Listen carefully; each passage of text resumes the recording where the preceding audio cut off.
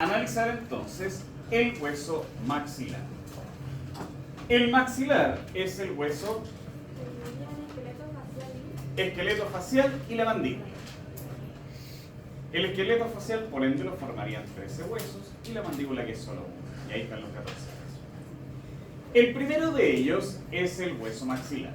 El hueso maxilar es el que va a albergar a todos los dientes de la parte superior. En ese sentido, el hueso maxilar, si bien algunos lo consideran como un hueso par, en realidad es solamente una pieza. El hueso maxilar es solo uno. No existe el maxilar inferior. Eso es un desacuerdo anatómico que se viene en muchas partes. Usted todavía lo encontré como un maxilar inferior, pero en realidad el maxilar inferior es la mandíbula. Se llama mandíbula. Por lo tanto, si no existe el maxilar inferior, por ende el maxilar superior, no está correcto indicarlo. Es maxilar a secas. ¿Ya? Habiendo aclarado eso, tampoco existe la mandíbula de arriba, porque la mandíbula solo existe abajo. ¿Se entiende eso?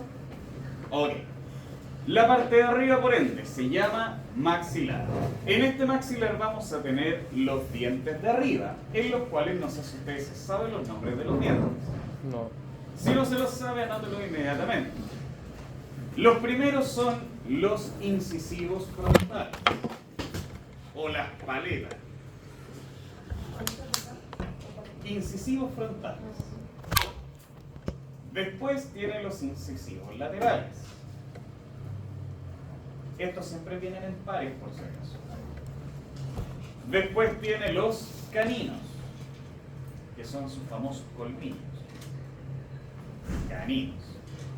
Después tiene los premolares. Y después tiene los molares.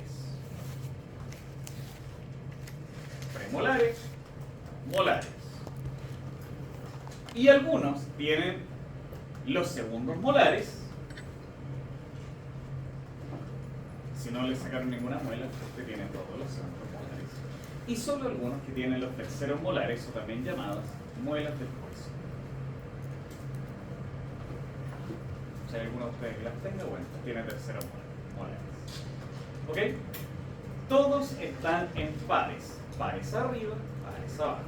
Por lo tanto, tiene 4 dientes de cada. ¿Se entiende ello?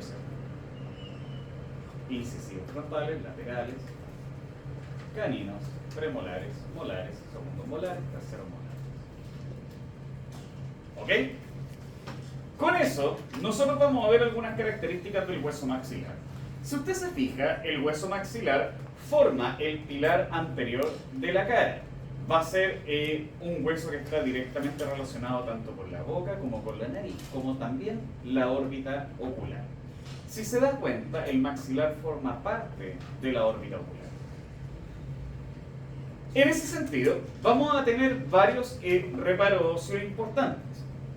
Uno de los primeros es que el maxilar forma los 2/3 anteriores de algo que se llama la bóveda palatina, o el también llamado el paladar duro. El paladar duro es donde usted guarda la lengüita arriba. Usted puede palpar su paladar. Pero puede ser que por los dos. Bueno, como lo quiera decir, paladar duro o bóveda palatina son sinónimos desde el punto de vista anatómico. Ahora, el maxilar, recuerde, forma los 2/3 anteriores de la bóveda palatina. Después vamos a ver quién forma el último tercio para formar todo lo que es el paladar duro. Vamos a ver de que este hueso maxilar le va a dar la forma a su cara y por ende también contribuye a la forma inferior de su nariz. El hueso maxilar, vamos a ver de que va a tener varios reparos óseos, dentro de los cuales, donde se ubican los dientes, vamos a llamar que se llaman apófisis alveolares. Las apófisis alveolares son donde se depositan cada uno de los dientes. O sea, tiene la forma, el sacadito, la concavidad, donde se ubica cada uno de los dientes. Se llama fosas o apófisis alveolares. ¿Ok? vamos a ver de que el hueso maxilar va a tener dentro de todos sus reparos óseos un agujerito que se llama foramen maxilar. Este foramen maxilar o foramen infraorbitario, ambos nombres está bien, indica que por ahí pasa un nervio importante, que es una rama que se llama rama maxilar del nervio trigémino. El nervio trigémino es un nervio muy importante de la cara que le da la mayor cantidad de inervación sensitiva. ¿Ok? Si yo miro esquemáticamente el hueso maxilar, yo aquí entonces encontraría los forámenes infraorbitarios por donde pasa la rama maxilar de este nervio trigémino. Tengo las apófisis alveolares donde se unen los dientecitos y fíjese cómo forma todo el reborde inferior de la nariz, pero también forma parte de la órbita ocular. ¿Ok? El maxilar tiene una pequeña característica también, de que si nosotros hacemos un corte en el plano sagital, no, frontal. frontal, muy bien, en el plano frontal, me voy a encontrar con unas cavidades, que son estas dos que están acá. Esas dos cavidades se denominan senos maxilares. ¿Se acuerda que nosotros hablamos de los senos esfenoidales, los senos frontales, los senos etmoidales? ¿Se acuerda de eso? Ok. También vamos a tener estos mismos senos que se llaman senos maxilares. Y los senos maxilares, al igual que el resto de las estructuras senoidales, son las que van a formar o las que van a tener como función el almacenaje de los fluidos cuando su cuerpo lucha contra una infección, por ejemplo. Eso se llaman espacios sinusoidales en su conjunto.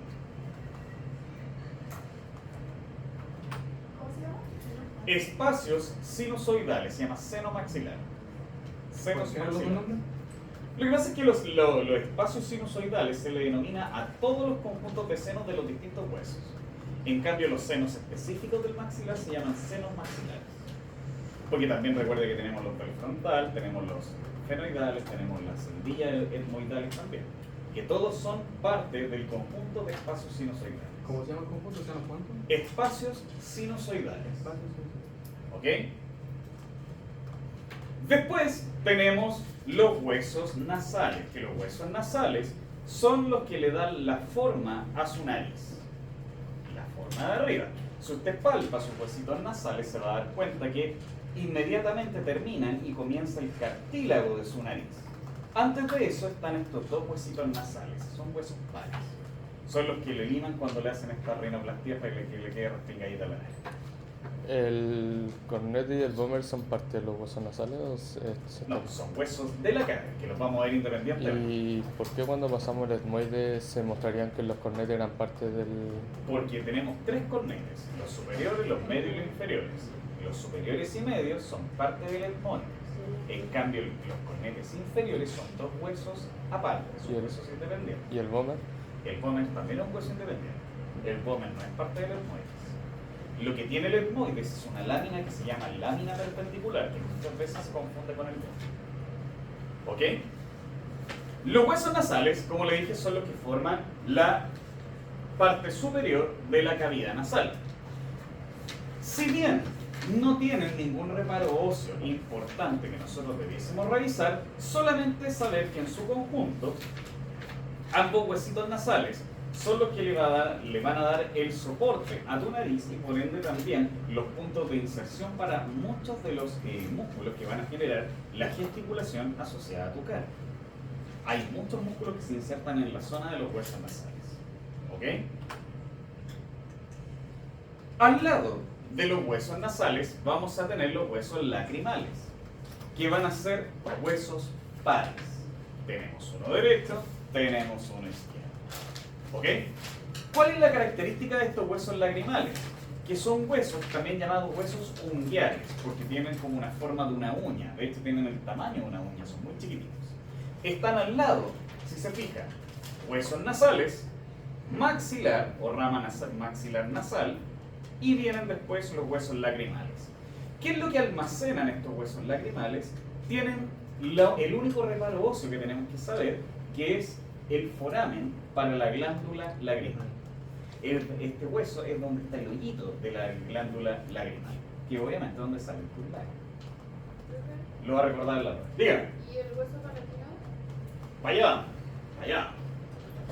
El profesor estaba estudiando acerca del lacrimal y hay algunos textos que lo llaman fosa de la glándula lacrimal. ¿Se puede llamar eso ¿Se también? puede llamar fosa también? Ahora, el nombre correcto es foramen en realidad. Ese es el nombre Es técnico y que, específico. es que hay varios textos que le tienen un nombre a un reparo óseo y le tienen un nombre en el... Exacto. Si nosotros nos basamos en lo que son las reglas de los reparos, que es un muy buen alcance que tú haces, la fosa, ¿qué dijimos que es lo que era? La fosa es la Es solo una concavidad. concavidad, pero que no hay un agujero propiamente tal, que es como por ejemplo los casos de las fosas frontales, ¿se acuerdan cuando miramos el... Sí. Está hundido nomás. Es solo está hundido, ¿cierto? En cambio, cuando hay un agujero propiamente tal, eso se llama foramen. Y, Por eso el nombre correcto, lo correcto sería decir foramen. ¿Cómo diferencio un foramen con un conducto? Porque el conducto generalmente no solamente es el agujero, sino que está más prolongado. Y si fuera más prolongado, se llamaría meato. De la glándula lacrimal. Meato. Es que también me pasa eso, que hay otros textos que, por ejemplo, occipital le llaman un conducto y en otra parte le llaman foramen. Acuérdate siempre, el foramen es solo un hoyo. Es como que le hicieron un hoyo con un taladro. En cambio, el conducto es cuando no solamente está el hoyo, sino que aparte conduce a la estructura hacia algún lado. Por eso se llama conducto. Y el meato es no solamente un hoyo, sino que es un túnel a través de una estructura. Esa es la diferencia entre los tres reparos. ¿Puede ser un ejemplo de un meato? Por ejemplo, los meatos que se forman entre los cornetes nasales. Entre los cornetes medio inferior, por ejemplo, tú tienes un meato que se llama meato inferior. Y ese meato inferior es por donde pasa el aire, que posteriormente llega hasta el pulmón. ¡Uy, qué rico el olor a pancito tostado! ¡Qué maldad! ¡Qué maldad con kinesiología, por Dios! Aparte que son hambrientos los kinesiólogos. Entonces, el hueso lacrimal va a tener entonces este foramen asociado a la glándula lacrimal, que es muy fácil diferenciar el hueso lacrimal justamente por este reparo óseo. En los huesos de la órbita es el único foramen que ustedes van a encontrar. Entendámoslo así.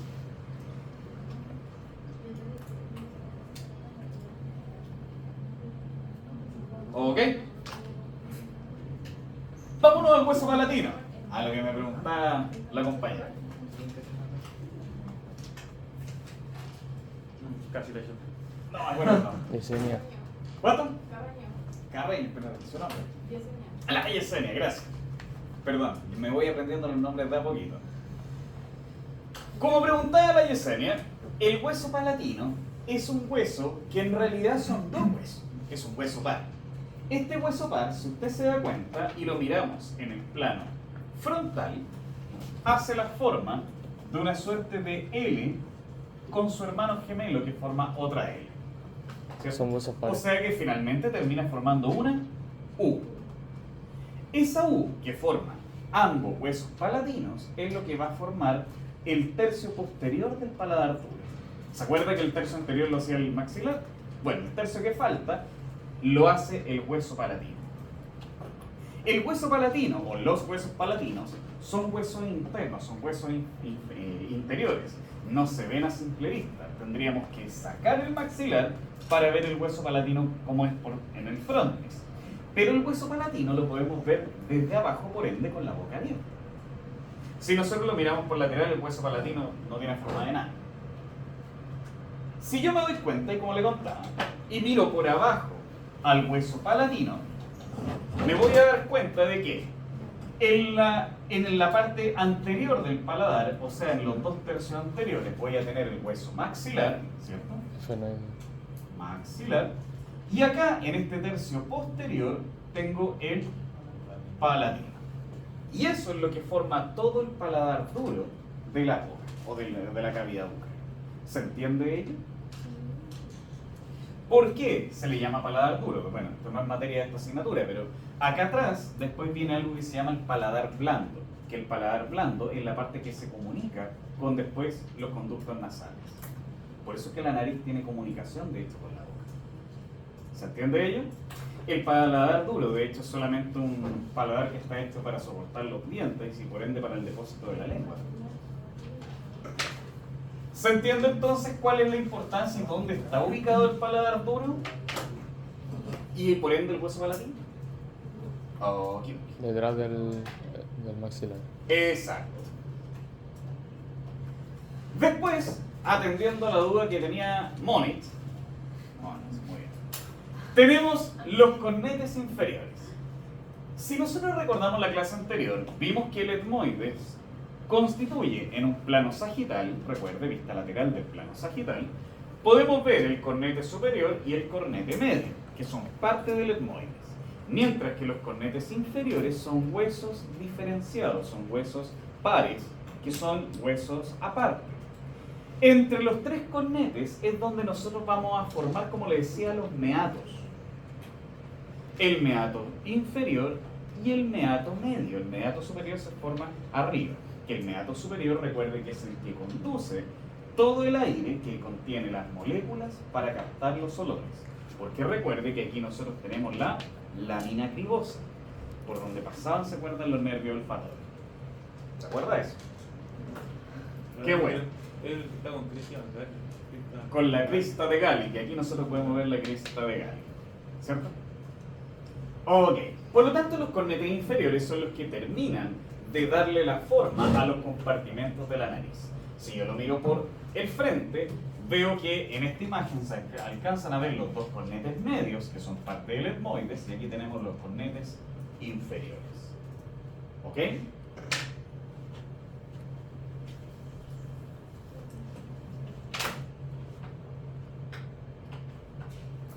Vamos a ver. Después tenemos el vómer. Dígame. Perdón, profe, no entendí muy bien. ¿Cuál es la función del cornete nasal inferior? Delimitar espacios. Si bien, después cuando veamos sistema respiratorio en el segundo semestre, vamos a ver que los cornetes y los meatos son tremendamente importantes porque cumplen funciones desde el punto de vista fisiológico. Uno es conducir el aire, llevarlo tanto hacia el nervio olfatorio como hacia las vías respiratorias, pero otra función es dejar que den vuelta un poco para que puedan tomar temperatura y humedad antes de entrar al sistema respiratorio. Por eso es que existen los cornetes, por eso necesitamos los cornetes y los meatos azules. Son zonas altamente vascularizadas, por eso es que la nariz... O sea, esa es la vascularización del aire que nosotros consumimos. Exactamente, de hecho tu sistema vascular es el encargado de darle temperatura y también humedad. Después tenemos el vómer, que el vómer es un huesito que se encuentra detrás del tabique nasal. El tabique nasal, si nosotros nos tocamos nuestro propio tabique nasal, es de cartílago.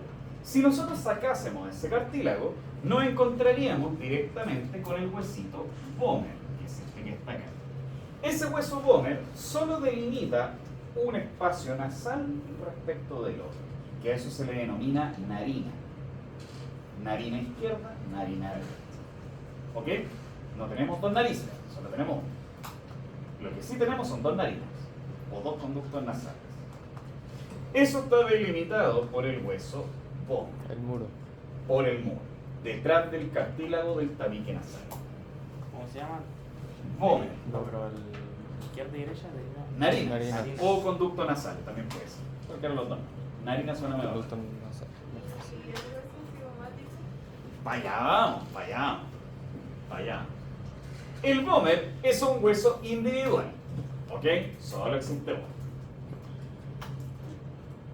Aquí tenemos otra imagen del vómer. Si se fija, todo es el cartílago nasal y el tabique cartilaginoso. Si nosotros retiráramos ese tabique cartilaginoso, o sea, todo el cartílago de nuestra nariz, el primer huesito que delimita ambas narinas sería el hueso vómer.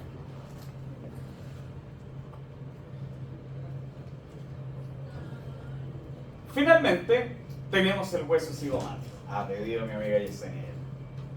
Tenemos el hueso cigomático, que es el que va a formar la estructura que se llama el arco cigomático. El arco cigomático es lo que forma completamente tus pómulos, que es lo que termina de darle el cierre a la órbita ocular.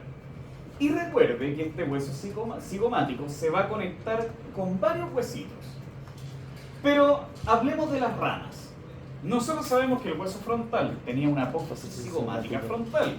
Sabemos que el hueso temporal tiene la apófisis apófisis cigomática temporal. Y se terminan estas dos ramas uniendo el hueso cigomático, que termina de formar el arco cigomático, uniéndose al maxilar por anterior, y por la parte más interna también, termina de darle el cierre al fondo de ojo, juntándose con el esfenoide. ¿Y tiene una apófisis con el hueso maxilar? No, el maxilar no tiene una apófisis. Ninguna. Profe, lo que por ejemplo, Diga. cuando estábamos hablando antes del Bregman y en el frontal, ¿Ya? ahí a pesar de que se juntan tres huesos, no tiene nombre esa lista. No, no tiene un nombre. Afortunadamente por no tiene un nombre. Y profesor, Cuenta. ¿cómo, si los apófisis son la unión entre dos huesos, cómo hace la unión? No, la apófisis no es la unión entre dos huesos. ¿Cuál es la definición de apófisis? Algo Es por una esa- saliente ósea. Una saliente ósea. Solamente un cachito de hueso para afuera. Eso es una apófisis. Ay, Que aquí, coincidentemente, la apófisis forma una articulación con otro hueso más. Que es un caso particular. Generalmente, las apófisis, son puntos de inserción muscular o son puntos de inserción ligamentosa en el 99% de los casos. Salvo en este que forma el arco cigomático. ¿Y las suturas? ¿No sería como una sutura? O sea, se unen a través de una sutura, que cuando veamos la segunda unidad, articulaciones, nos vamos a dar cuenta que eso tiene un nombre. Esa articulación tiene un nombre y tiene un tipo de articulación. Pero eso lo vamos a ver en la segunda unidad. Por el momento, forman el arco cigomático. ¿Ok? ¿Dudas, consultas hasta el momento, muchachos? Finalmente, es un hueso par. Exacto, porque tenemos uno izquierdo, tenemos uno derecho.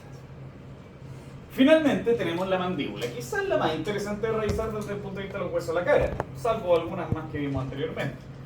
La mandíbula es una suerte de homólogo de lo que es el maxilar. La única diferencia es que la mandíbula se mueve, y para nosotros es de vital importancia estudiarla y entender su funcionamiento.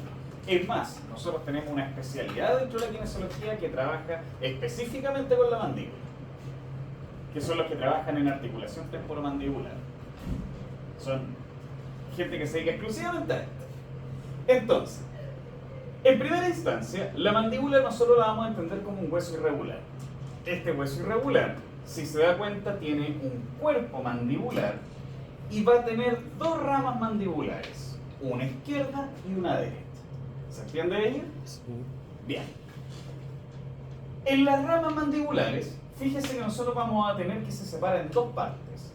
Una se va a llamar apófisis coronoidea, que es la que va para adelante, que forma esta suerte de espina de hueso. Y la otra se va a llamar apófisis condilea. Apófisis coronoidea, apófisis condilea o cóndilo-mandibular, como quiera llamar. ¿Cuál es la diferencia entre un cóndilo y una cabeza? El tamaño, ¿cierto? Sabemos que el cóndilo es como una cabeza, pero más chiquitito. Por lo tanto, yo ya sé que esto se va a articular en alguna parte. La rama mandibular, cuando se conecta con el cuerpo mandibular, forma algo que se llama el ángulo mandibular, que es lo que usted puede palpar en su mandíbula. Le da la forma incluso a su cara. El macetero. Generalmente los hombres suelen tener la mandíbula más cuadradita y las mujeres suelen tenerla más alargada. Es lo común. No significa que no hayan casos distintos, pero es lo común. El cuerpo mandibular va a tener un foramen que se llama foramen mentoniano, Lo único que aprendemos. donde en ese foramen mentoniano va a salir la rama mandibular del nervio trigémino, muy importante, que también es un nervio que le da inervación a la cara. Algunos incluso cuando arrugan la carita se les marca ese foramen mentoniano, porque tienen algunos un ligamento metido adentro que son variaciones anatómicas solas. También va a tener, al igual que el maxilar, una apófisis alveolares donde se depositan los dientes, ¿cierto? Y por dentro vamos a tener un foramen mandibular por donde van a pasar otras estructuras que son paquetes vasculonerviosos que por el momento no nos importa cuáles son, lo vamos a ver en otra unidad. ¿Ok? En la mandíbula, lo más relevante es que nosotros sabemos que este hueso se mueve. Y si se mueve, se debe conectar estos cóndilos a alguna parte. Al temporal. ¿Dónde se conecta? Al Temporal. temporal. Muy bien. Si se fija, se conecta al hueso temporal en lo que es la fosa temporal para el cóndilo mandibular. ¿Dónde, en qué parte de las tres subdivisiones del hueso temporal se ubica? ¿En qué región? ¿Escamosa, timpánica o petrosa?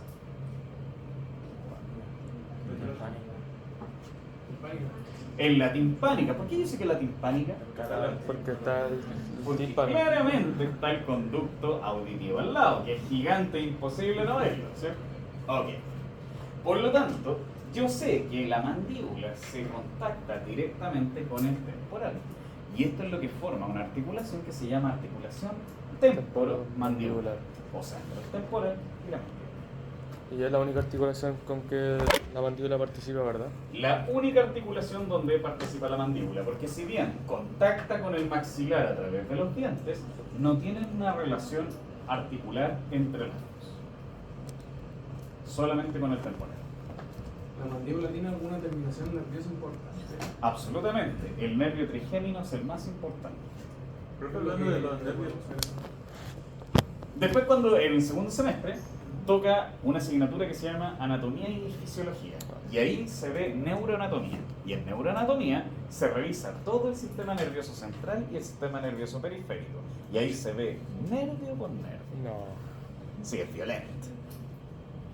Es delicioso esa asignatura. Para mí, no sé vos, pero para mí por mí.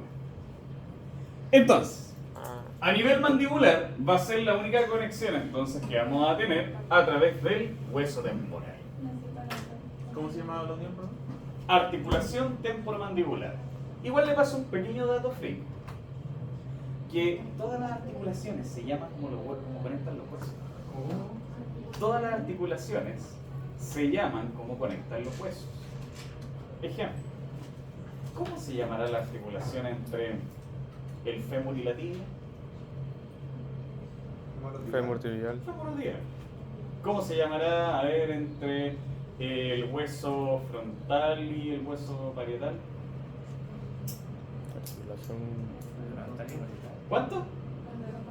Frontoparietal, muy bien. ¿Se da cuenta que es fácil la anatomía? No. Le di manso dato, mire, le ahorré casi la mitad de la segunda unidad con eso. ¿Ok? De más también está decir que dentro de lo que es la anatomía de la cara podríamos mencionar los cartílagos que forman a la nariz, pero eso lo vamos a ver en otra asignatura cuando veamos la estructura de la vía aérea. Solamente que usted sepa que la nariz se forma por un montón de cartílagos.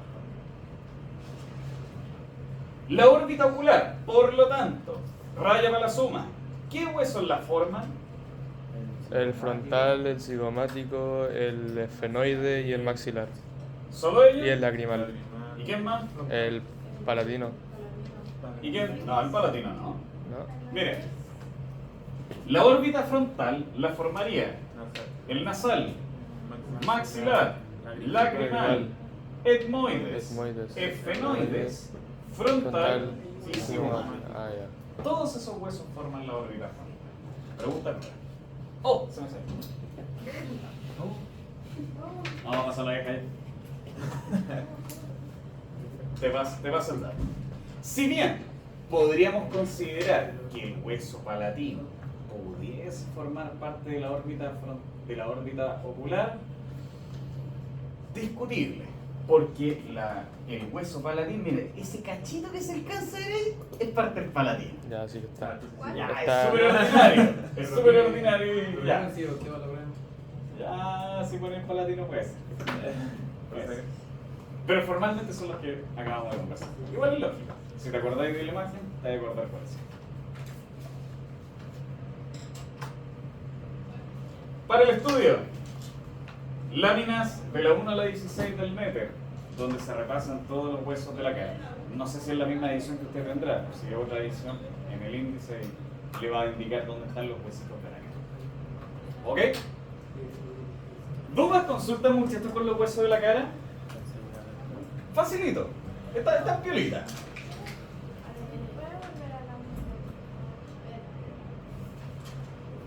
Voy.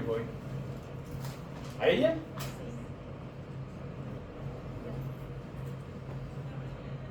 Muy bien.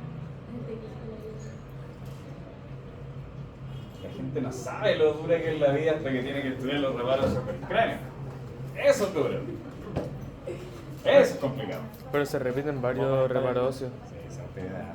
Y creo que te estáis familiarizando con el concepto, ya es mucho más simple. Al principio va abrumador. Profe, las suturas están en la parte de seguridad del Sí, solamente están en el cráneo. Vamos a ver entonces, muchachos, osteología de columna vertebral. Acá tiene que estar bien atento y vamos a tratar de avanzar todo lo posible con lo que es osteología de columna. Lo ideal era terminarlo hoy día la columna, pero vamos a ver qué funciona. Cuando nosotros hablemos de osteología de columna vertebral, lo primero que tenemos que saber es a qué nos referimos con la columna vertebral. Cuando nosotros hablamos de la columna, nos estamos refiriendo a todo el conjunto de huesos que va desde el occipital hacia abajo hasta que llegamos a la cauda, o sea, a la cola, a la última parte de la cola. ¿Se entiende? Cuando nosotros hablamos de la columna vertebral, debemos entender de que esta está formada por 24 vértebras más el sacro y más el coxis. Si nosotros entendemos que el sacro y el coxis son un conjunto de vértebras fusionadas, sabemos que el sacro tiene 5 vértebras, sabemos que el coxis tiene 4. En algunos textos dice que tiene 5, pero el ápex del coxis no cuenta. Por lo tanto son 4. 24 más 9, 33. Muy bien. Por algo entramos en kinesiología, muy bien. Por algo entramos en ingeniería. Por lo tanto son 33.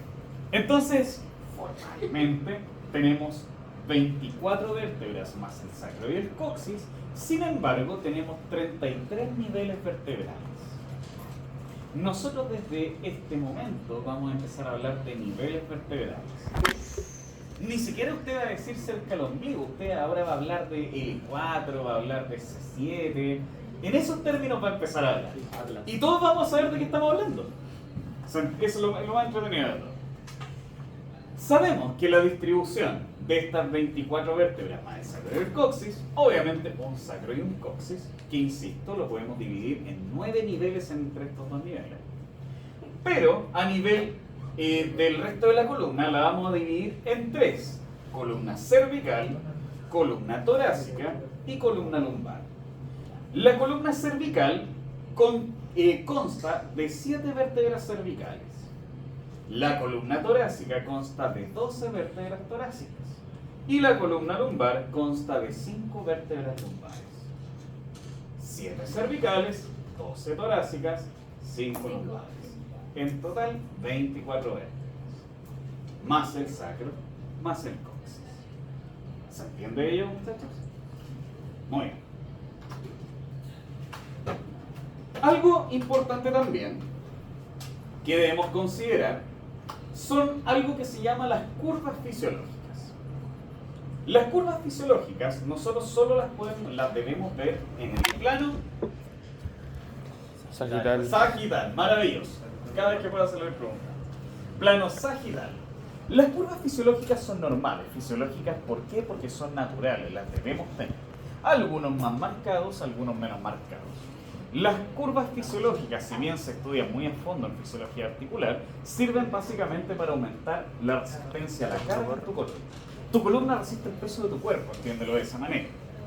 Por lo tanto, en la columna nosotros vamos a tener dos tipos de curvas: la cifosis y la lordosis. Cifosis y lordosis. Lordosis. Cifosis y lordosis. ¿Ok? La lordosis es cuando en la curvatura de la vértebra en el plano sagital la concavidad apunta hacia posterior. Concavidad se refiere a cavidad, se refiere a un sacadito. Por lo tanto, yo sé que ese sacadito, esa guatita, esa concavidad, esa cavidad, apunta hacia posterior. Por lo tanto, yo sé que si la guatita está para acá, eso se llama lordosis. Y si yo miro la columna vertebral, encuentro una a nivel cervical y también una a nivel lumbar. Lumbar. Por lo tanto, la columna cervical y la columna lumbar ambas tienen Lordosis. lordosis. Por lo tanto, podemos hablar de lordosis cervical y podemos hablar de lordosis Lordosis lumbar. Si hacemos el mismo Cervical, ejercicio torácica, con la lumbar. sifosis es cuando la concavidad, o sea, esta guatita, ahora apunta hacia anterior. Anterior. Por lo tanto, es al revés. Sífosis. ¿Dónde nos encontramos la sifosis entonces? En el lumbar. Torácica y sacrocoxígea. Si usted mira el esquema de acá,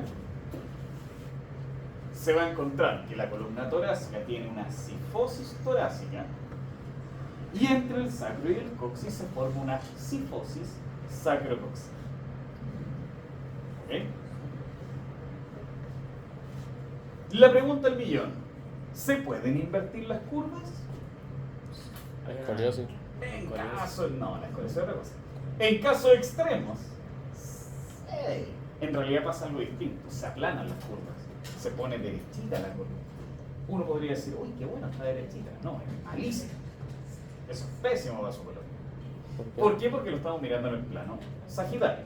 Esto sirve para que tu columna soporte mayor cantidad de carga. Eso, como usted cuando pase a cirugía articular, lo va a conocer como algo que se llama el ángulo de Delmas. Que el ángulo de Delmas indica la resistencia que tiene la columna gracias a estas curvaturas. ¿Ok? Porque va a ser como un efecto como de resorte. Hace un efecto resorte, ¿cierto? Es muy lógico. Muy bien. Y con eso resiste mucho mejor las cargas axiales. O sea, las cargas hacia abajo. Si tu columna fuera muy rígida y muy derecha, no soportaría casi la presión y se desarmaría en un 2x3. Por eso la gente que pierde estas curvaturas suele tener muchos problemas en su columna. De hecho, usted como kinesiólogo, su pega es mantener estas curvas y restablecerlas. Le paso un dato. Como usted ya sabe, tenemos las curvas fisiológicas en el plano sagital, pero también podemos ver la columna vertebral en el plano Frontal. frontal. Maravilloso. Aquí tenemos una vista posterior en el plano frontal, en donde si usted se fija, a diferencia del plano sagital, vamos a tener que en el plano frontal la columna es completamente derechita. O bueno, así debería ser. Ninguno de nosotros tiene la columna así, se lo aseguro. Si usted usa la billetera en el popín como yo, ya no la tiene así. Si a usted le gusta cargar la mochila en un puro hombro, ya no la tiene así. Si usted salió fallado de fábrica, tampoco la tiene así.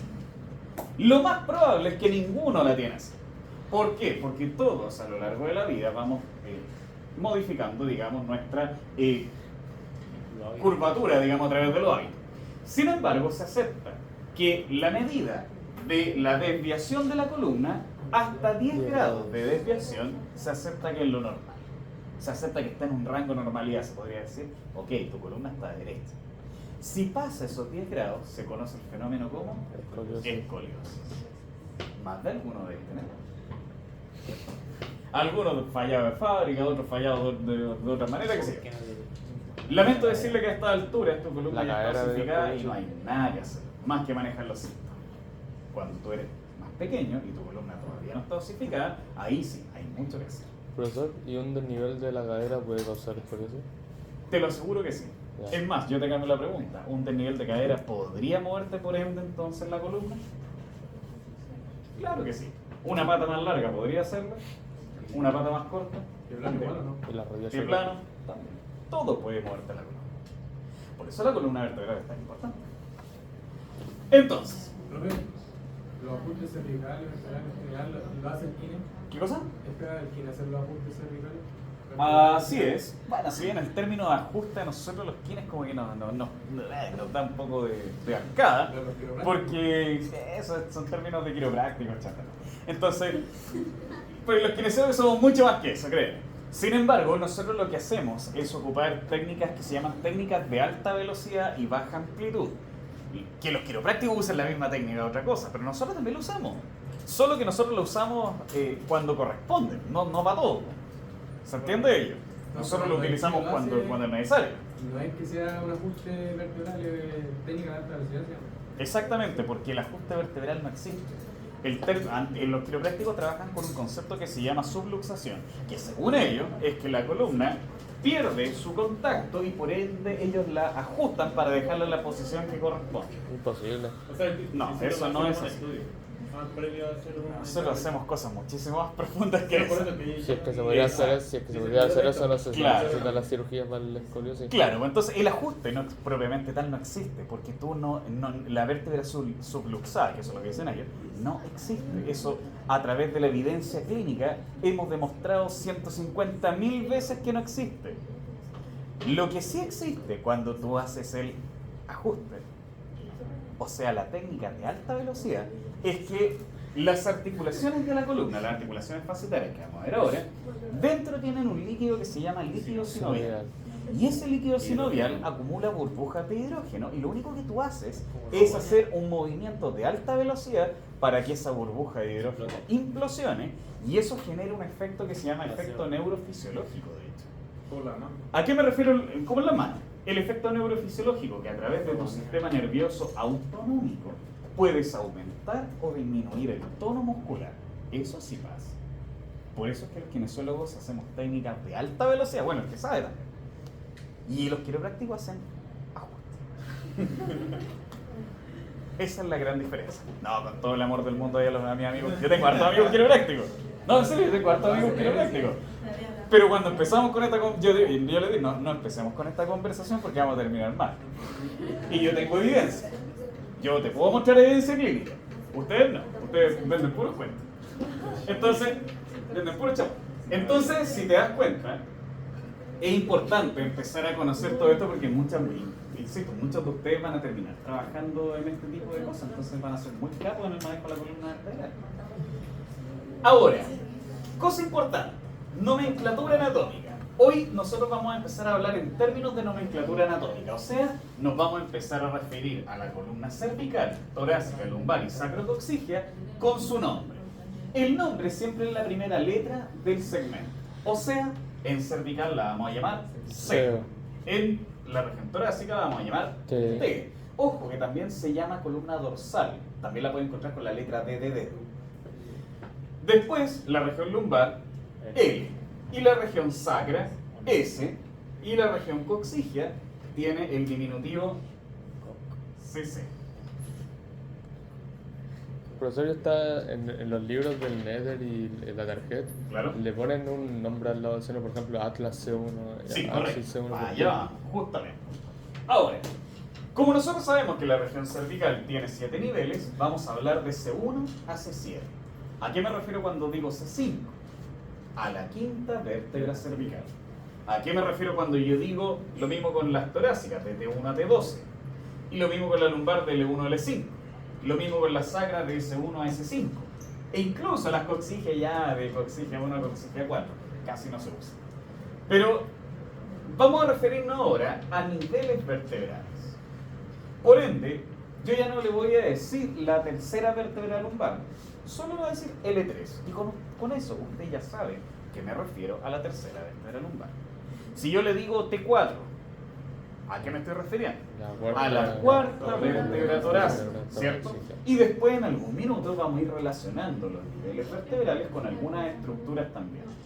Nos vamos a dar cuenta que, por ejemplo, L4 tiene directa relación con la altura de tu hueso ilíaco. Vamos a ver que C7 coincide con tu vértebra más prominente. Vamos a ver que, no sé, pues T7 coincide con el ángulo inferior de la escápula, cosas por el estilo. Que eso se llaman referencias anatómicas. ¿Se entiende? Sí. Bacán.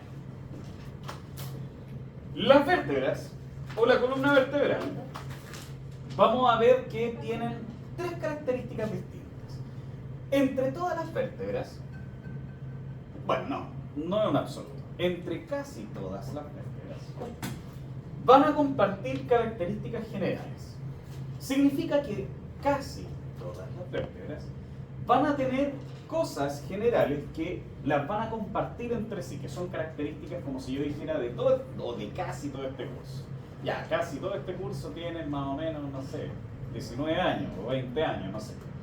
Podría ser una característica general, lo cual no significa que haya alguien de 17 o 18 años o muchísimo más. 25, 26, 29, 30. 26 como en mi caso. ¿Qué te arrugas? ¿Ok? Después vamos a tener características particulares, que son las características que ahora van a tener los distintos grupos, ¿no? O sea, por ejemplo, las vértebras cervicales, la mayoría tiene estas características, ¿no? Tienen estas características entre sí. Las vértebras torácicas, en su familia de las torácicas, todas comparten también características comunes. Y lo mismo con las lumbares. Y después vamos a tener las vértebras que son únicas. ¿Ok? Las vértebras únicas. Que son vértebras que son únicas en su clase. Como por ejemplo el sacro. O como por ejemplo la primera vértebra cervical. ¿Ok? Acá nosotros vamos a ver la diferencia entre los tres tipos de vértebras. Si bien el sacro y el coxis lo vamos a dejar aparte. Las particulares son, por ejemplo, que la mayoría o todas las vértebras lumbares, por ejemplo, van a tener características únicas como lumbares. Sin embargo, las que son individuales son vértebras únicas, que es la única que tiene esa característica. Esa es la única diferencia. Acá nosotros tenemos los tres tipos de vértebras más tradicionales, las cervicales, torácicas y lumbares, ¿cierto? Entonces, en ese sentido, tenemos una visión en el plano transversal. transversal, muy bien. O sea, aquí tenemos una vista superior o inferior. Superior. Después, acá abajo, ¿qué tipo de vista tenemos? Sagital. Sagital, por lo tanto tenemos una visión lateral. Maravilloso. Aquí tenemos un ejemplo de la cervical, de la lumbar, de la torácica. ¿Se fijan que son distintas entre sí? Ok, vamos a ver las características. Vamos a partir con las características generales. ¿Ok? Ay, bueno, es inglés. Por chacota esto, por ser. ¿Qué características generales nosotros vamos a tener en la mayoría de las vértebras? Entendiendo como una vértebra, esto lo vamos a denominar como vértebra tipo. La vértebra tipo es una vértebra común en casi todos los niveles vertebrales, salvo en los casos de las vértebras individuales. Todas van a tener esta conformación citoarquitectónica. Ahí está la vértebra como es realmente, y acá tenemos una representación citoarquitectónica. ¿Qué es lo que vamos a tener? Todas las vértebras tipo van a tener cuerpo vertebral. El cuerpo vertebral es la parte de adelante, la parte gordita. ¿Se entiende ello, no? El cuerpo vertebral, entonces, todas las vértebras van a tener un cuerpo salvo las vértebras individuales. ¿Qué te pasa? No, abordando. Todas van a tener un cuerpo vertebral. Después vamos a tener el pilar posterior completo, que este pilar posterior completo va a tener varios reparos óseos distintos. Y acá ponga atención con esto porque esto es fácil perderse. El pedículo es el primer reparo óseo. El pedículo es el espacio vertebral que se forma entre el cuerpo y entre la apófisis transversa de la vértebra. El transverso lo rojo. La apófisis transversa es apófisis transversa. Acuérdense que apófisis, ¿qué significa? Saliente. Cachito de hueso para afuera. ¿Ok? Por lo tanto, estos cachitos de hueso para afuera, que son como las alas, se llaman apófisis transversa. Ah, no, pensé que tenía un nombre de... ¿Cierto? Apófisis transversa. No, el reparo óseo. Sí, el reparo óseo. Vaya voy, vaya voy. Después, el cachito de hueso que sale y que tú incluso te puedes palpar en tu propia columna, si tú te puedes tocar este reparo óseo, se llama apófisis espinosa.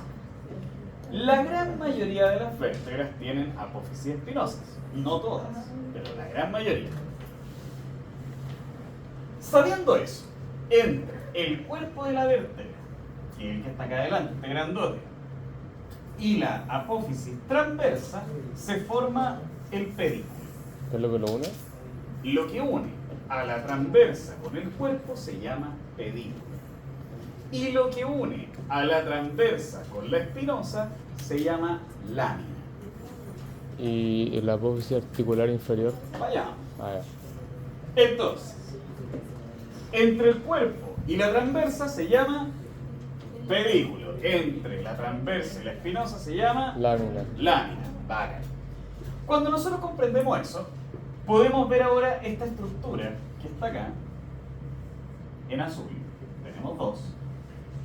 que se llama apófisis articular. Que se llama apófisis articular. La apófisis articular o las apófisis articulares van a ser unos pilares que se encuentran a cada lado de la vértebra que van a formar dos carillas articulares superiores y dos carillas articulares inferiores. ¿Se entiende? ¿Qué son carillas? Carilla es una superficie que hace contacto con otra superficie, que van a formar entre ellas una articulación.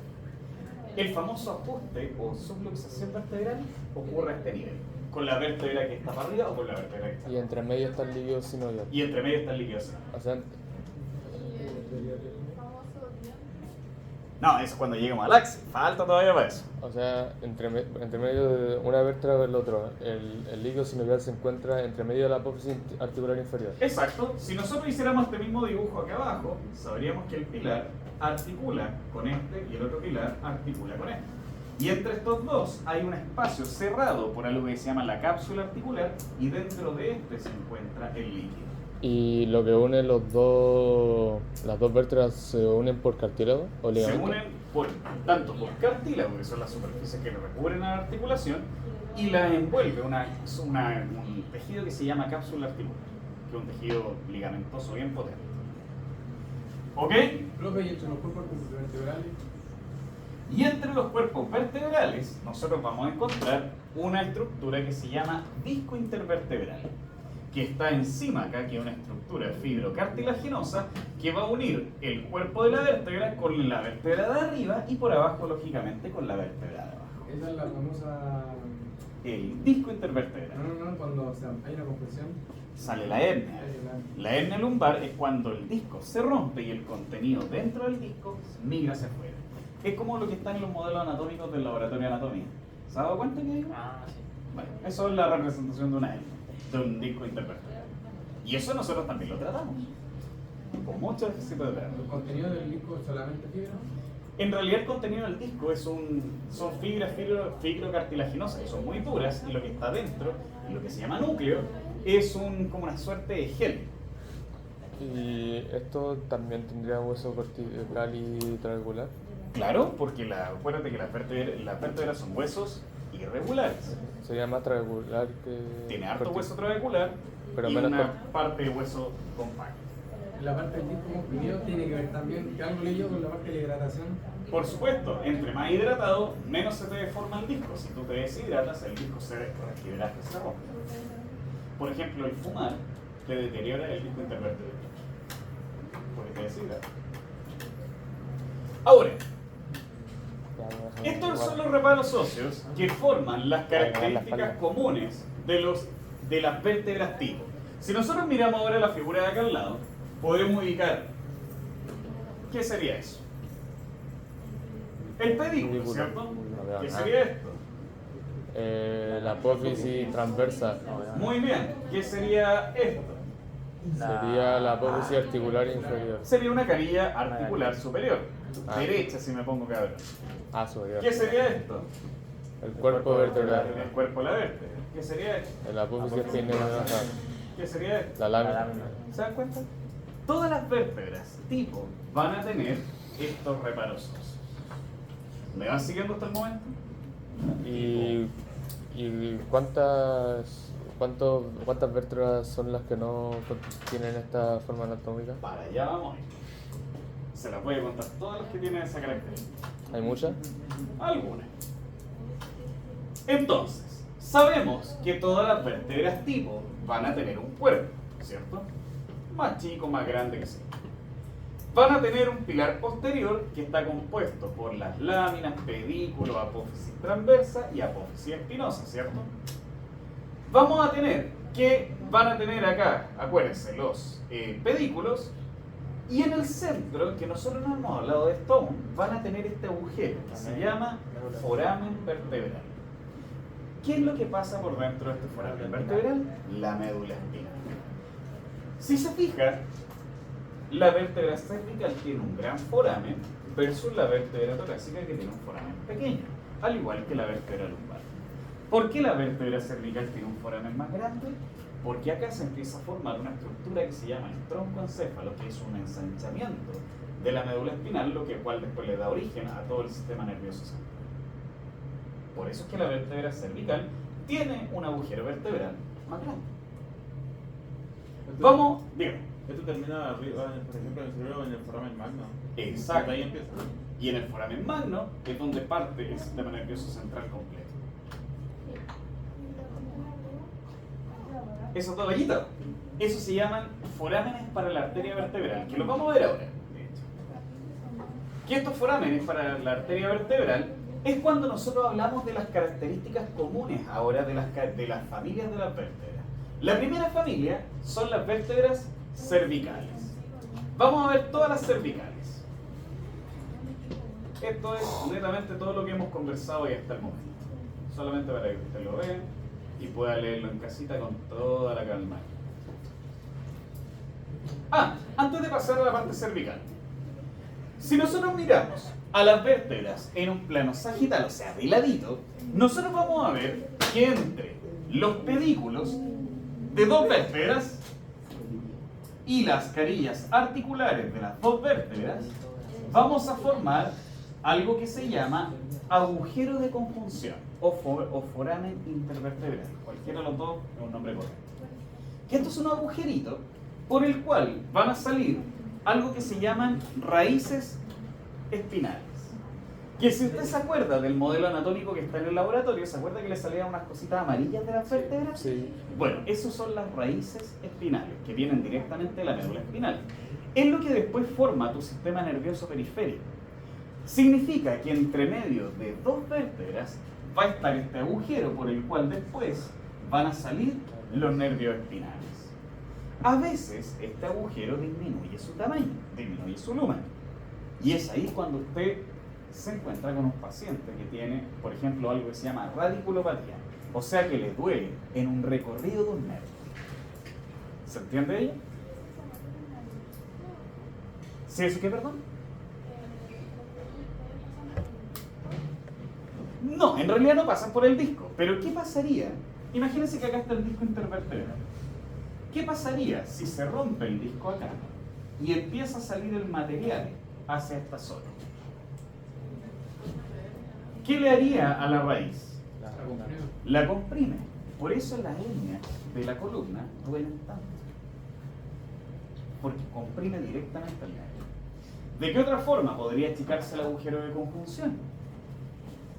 Cuando el disco se deshidrata, por ejemplo, y se aplana. Y eso hace que este agujero disminuya de tamaño. Como alivio de terapia pasiva que le dicen, bueno, yo he visto que Claro. los restos hacen un tipo de Claro, separación vertebral, ¿eso sirve? tal cual, porque si tú lo separas, ¿qué pasa con el espacio? Aumenta. Es sencillo, ¿no? Ahora, para eso hay que saber esto, claramente. Entonces usted ya sabe la importancia del agujero de conjunción y ya sabe que se forma entre dos niveles vertebrales durante todo el recorrido de sus vértebras. ¿Ok? Ahora sí, hablemos de las vértebras cervicales. Y que yo creo que no sé si alcanza para llegar hasta atrás. Las vértebras cervicales, aquí tenemos una visión en los tres planos. Plano, Sagital, frontal y transversal. muy bien. Sagital, frontal, horizontal. Si nos fijamos, tiene todas las características de una vértebra. Esta es una vértebra tipo cervical. Tiene cuerpo, tiene pedículo, tiene lámina, tiene transversa, tiene espinosa, tiene... Si se da cuenta, tiene un agujero vertebral grande. Eso es una característica de las vértebras cervicales. Tiene agujero vertebral grande. Otra característica que tiene es que tiene un cuerpo vertebral pequeño. ¿Por qué será pequeño el cuerpo vertebral? Porque no resiste tanta carga, solamente resiste el peso de tu cabeza. Genera más movimiento que nada la columna cervical. Por lo tanto, si te das cuenta, tiene unas apófisis de conexión, o sea, unas carillas articulares, unas apófisis articulares tremendas, mucho más grandes, mucho más desarrolladas. Porque la vértebra a nivel cervical se mueve más. Tu cabeza, tu cuello se mueve bastante. Acá a los lados, fíjate que tiene las apófisis transversas que se llaman bífidas. ¿Bífidas por qué? Porque tiene dos cachitos. Un tubérculo anterior y un tubérculo posterior. Apófisis transversas. Tiene un tubérculo anterior y un tubérculo posterior, porque las apófisis transversas son bífidas. Las cervicales son bífidas. Ahora estamos hablando características solo de las vértebras cervicales. Y en esas apófisis transversas vamos a encontrar estos dos agujeritos, como bien preguntaba Renata. Que por aquí pasan unas arterias que se llaman arterias vertebrales. Que la arteria vertebral sube desde el nivel C7, o sea, desde la última cervical, hasta el foramen magno para entrar al cerebro. Y es lo que le da la irrigación a 1/3 del cerebro. Por eso es que las arterias vertebrales son tan importantes. Hasta el mismo cerebro. Forma parte de algo que se llama el polígono de Willis. ¿Se llama foramen Para la arteria o foramen vertebral. También se le conoce como foramen vertebral. Es de los dos que están. Son estos dos que están acá. Y el que está en parte superior. Agujero vertebral. Agujero vertebral. Y los que llevan los nervios. Acuérdate que son los agujeros de conjunción. ¿Agujero vertebral o foramen? Foramen, agujero, agujero. Y las zonas blancas que están arriba del foramen. Vaya. Esas son las articulaciones facetarias, que como yo le dije son grandes, que están dentro de los pilares facetarios. ¿Se acuerdan que los pilares tienen dos facetas de arriba y dos facetas de abajo? Ok.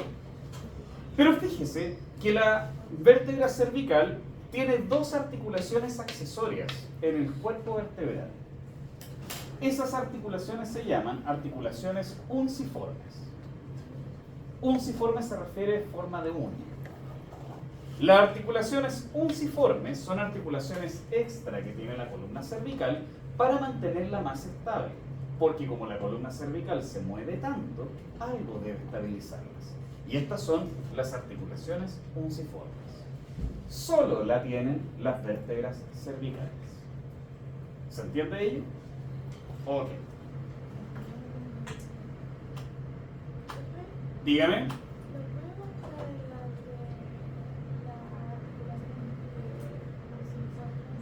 Articulaciones unciformes. En el plano transversal, estas serían las unciformes. O acá. Dígame. ¿Cómo se produce? ¿Por qué se produce la joroba?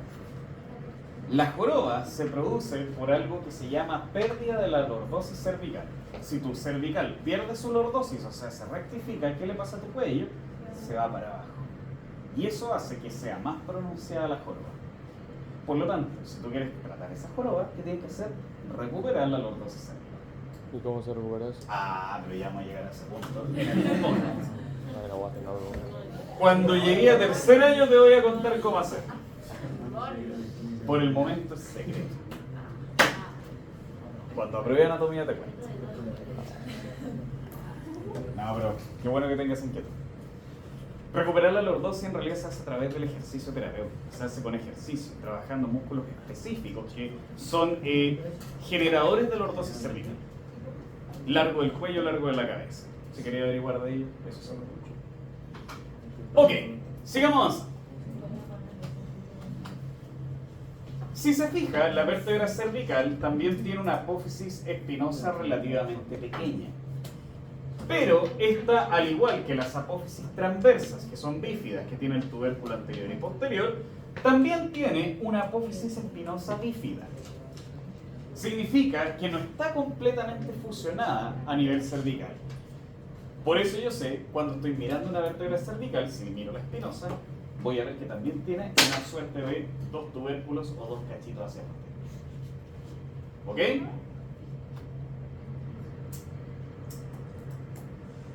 Esto ya lo vimos.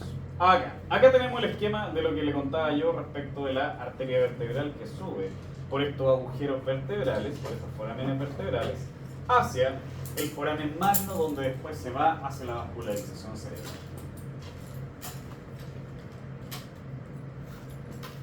Esquema de la apófisis unciformes, que ya las conversamos.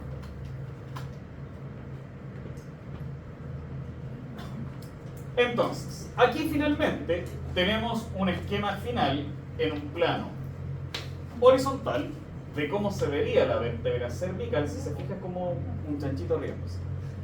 Con alta imaginación. Ahí están los ojitos, la nariz, todo. Ok. Y aquí tenemos una vista lateral de la vértebra cervical.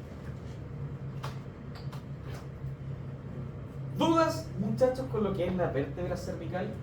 Insisto, vértebra cervical tipo, dígame. No, más que nada para ver si podía recalcar el tema de las diferencias que tenía con la otra vértebra.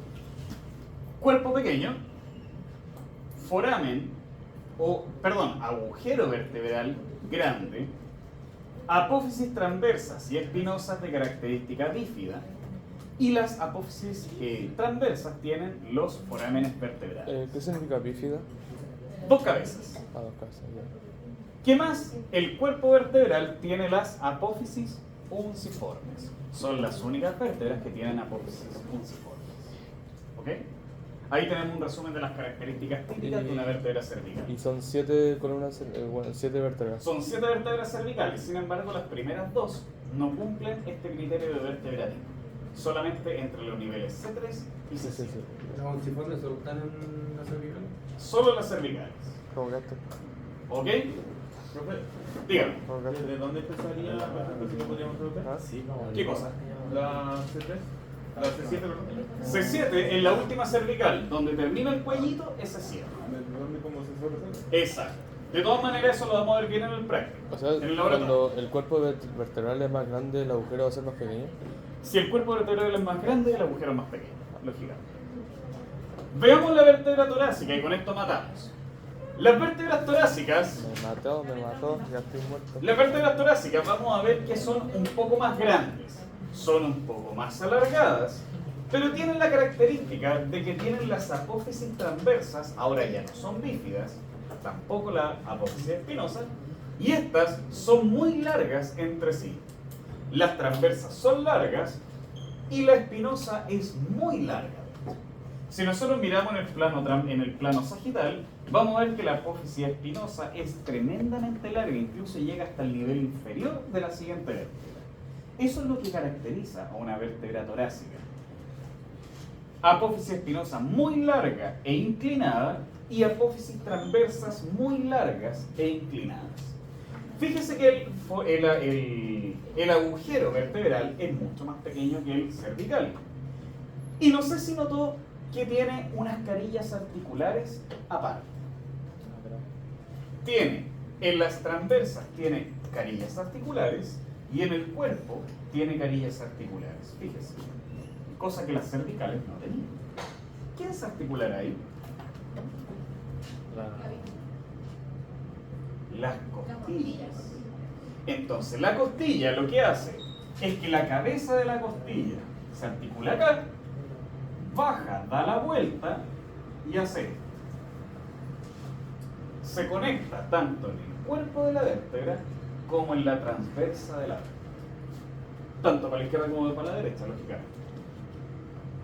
¿Ok?